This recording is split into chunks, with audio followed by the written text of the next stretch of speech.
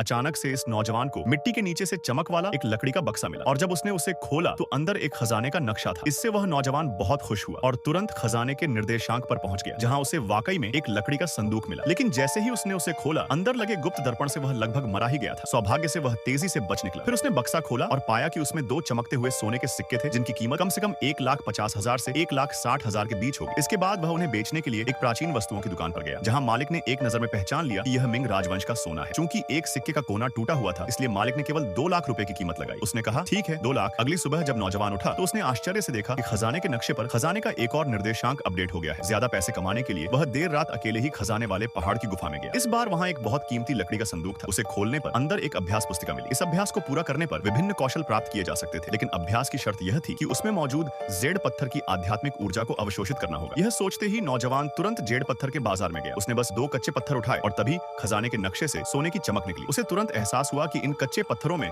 आध्यात्मिक ऊर्जा भरी हुई है, इसलिए उसने मालिक से मोलभाव किया और 20,000 युआन में खरीद लिया। फिर वह जल्दी से घर लौट आया और अभ्यास शुरू कर दिया। अभ्यास पूरा होने के बाद नौजवान ने पाया कि यह अभ्यास न केवल उसे शारीरिक रूप से मजबूत बना सकता है, बल्कि खजाने के नए निर्देशांक भी कभी भी अपडेट